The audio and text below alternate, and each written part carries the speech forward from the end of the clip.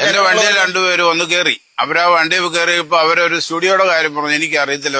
അപ്പൊ ഉടനെ തന്നെ അവര് ചോദിക്കുവാണ്, ചേട്ടൻ വെള്ളം അടിച്ചിട്ടുണ്ടോ എന്ന് ചോദിക്കും. ഞാൻ വെള്ളം അടിച്ചിട്ടില്ല, ഞാൻ ഈ ഓട്ടോറിക്ഷ ഓടിച്ചാ ജീവിക്കുന്നത്. അപ്പൊ ഇങ്ങനെ ഒരു വൈറൽ വന്നു കഴിഞ്ഞപ്പോഴത്തേനും ഈ കണ്ട നാട്ടിലുള്ള ആൾക്കാർ മുഴുവൻ അത് കണ്ടു. ദൂരം ആൾക്കാരുണ്ട്, എന്നെ ഓട്ടം വിളിക്കുന്നില്ല, ഞാനിത് കടം എടുത്ത് വെച്ചുകൊണ്ട് വണ്ടിയാണ്, എന്നാ ചെയ്യണേ, എനിക്ക് ബുദ്ധിമുട്ടുണ്ട്. പിള്ളേർ അറിഞ്ഞു, എല്ലാം കൊണ്ടും വളരെ ബുദ്ധിമുട്ടിയാണ് ഇപ്പൊ ജീവിക്കുന്നത്. മച്ചാന്മാരെ നമസ്കാരം. നിങ്ങൾ ഈ വീഡിയോ കണ്ട അദ്ദേഹം പറയുന്ന അദ്ദേഹത്തിന്റെ അവസ്ഥയാണ്ടത്. നമ്മൾ ഈ ഒരു മൊബൈലും തൂക്കിക്കൊണ്ട്, ഞാനും ഈ പറയുന്ന ഘടകത്തിൽപ്പെട്ട ഒരാളാണ്, മൊബൈലും തൂക്കിക്കൊണ്ട് പല റീലും കാര്യങ്ങളൊക്കെ ഇടുന്ന ഒരു വ്യക്തിയാണ്. പക്ഷെ നമ്മൾ മറ്റുള്ളവരുടെ ജീവിതം നശിപ്പിച്ചുകൊണ്ട് ഇതേപോലെ റീലുകൾ നിർമ്മിക്കരുത്. ഇപ്പൊ ഞാൻ പല റീലുകളും ഇട്ട് കഴിഞ്ഞപ്പോ പല മുഖങ്ങളും കാണിക്കരുത്, അത് ചെയ്യുന്ന തെറ്റാണെന്നൊക്കെ പറഞ്ഞ് എനിക്കും അഭിപ്രായങ്ങളും കാര്യങ്ങളൊക്കെ വന്നിട്ടുണ്ട്. പക്ഷെ അത് നമ്മൾ മാനിച്ചിട്ടുണ്ട്. പിന്നെ തെറ്റ് ചെയ്തവരെ സമൂഹത്തിന് മുമ്പ് ചൂണ്ടിക്കാണിക്കണം. പക്ഷെ അതിനു മുമ്പ് നമ്മ ഒന്നും കൂടി ആലോചിക്കണം, അദ്ദേഹത്തിനെ പറ്റിയ തെറ്റെന്താണ്, അത് അദ്ദേഹത്തിനോട് സംസാരിക്കണം, അല്ലെങ്കിൽ അദ്ദേഹത്തെ കുറിച്ച് അന്വേഷിക്കണം. അതിനുശേഷമാണ് നമ്മൾ ആ വീഡിയോ ഇടേണ്ടത്. ഇതാ പാവപ്പെട്ടവന്റെ ജീവിതത്തെ തന്നെ ബാധിച്ചാക്കിയാണ്. ഈ കണ്ട നാട്ടിലുള്ള ആൾക്കാർ മുഴുവൻ അത് കണ്ടു.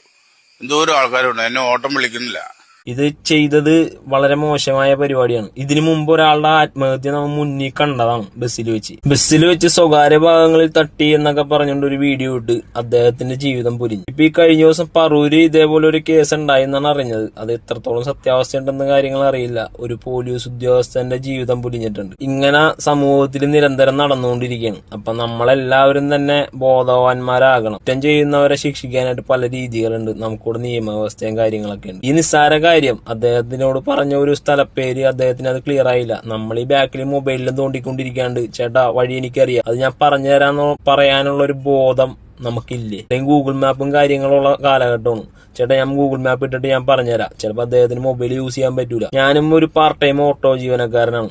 എനിക്കും പല സ്ഥലങ്ങളും കാര്യങ്ങളും അറിയില്ല. പക്ഷെ വണ്ടി കയറുന്നവരോട് നമ്മൾ ചോദിക്കും, ചേച്ചി ഏത് വഴിയാണ് പോവാറ്, കിലോമീറ്റർ കുറവുള്ള വഴി ഏതാണ്, അല്ലെങ്കിൽ നല്ല റോഡ് ഏതാണ്, അതൊക്കെ അവരോട് ചോദിച്ച് കസ്റ്റമറോട് ചോദിച്ചിട്ടാണ് നമ്മൾ പോണത്. അപ്പൊ നമ്മൾ അവിടെ വരെയുള്ള കിലോമീറ്റർ ചാർജ് മേടിക്കും. അപ്പൊ നമുക്കും പ്രശ്നമില്ല, അവർക്കും പ്രശ്നമില്ല. അവര് പറഞ്ഞ വഴിയാണ് നമ്മൾ സഞ്ചരിച്ചിട്ടുള്ളത്. ഓട്ടോയില് മീറ്ററും കാര്യങ്ങളുണ്ട്. മീറ്റർ ഇട്ട് അതിലെ കിലോമീറ്റർ നോക്കി അതിലെ പൈസയും കാര്യങ്ങളൊക്കെ മേടിക്കാനായിട്ട് നമുക്ക് കഴിയും. ജനങ്ങളെ ദ്രോഹിച്ചില്ലെങ്കിലും, അല്ലെങ്കിൽ അധ്വാനിക്കുന്ന വിഭാഗത്തെ ദ്രോഹിക്കാൻ വേണ്ടിയിട്ട് ഇതേപോലെ പ്രവർത്തികൾ ചെയ്യരുത്. അദ്ദേഹത്തിന്റെ വരുമാനം തന്നെ ബാധിക്കുന്ന അവസ്ഥയായി. അപ്പൊ എന്തായാലും റീൽസിൽ വേണ്ടിയിട്ട് ഇങ്ങനെ കുന്തളിപ്പ് കാണിക്കുന്ന എല്ലാവരോടും ഒന്നേ പറയാനുള്ളൂ, നിങ്ങളും അദ്ദേഹത്തിന്റെ ഭാഗത്തുനിന്ന് ചിന്തിക്കണോട്ടാ.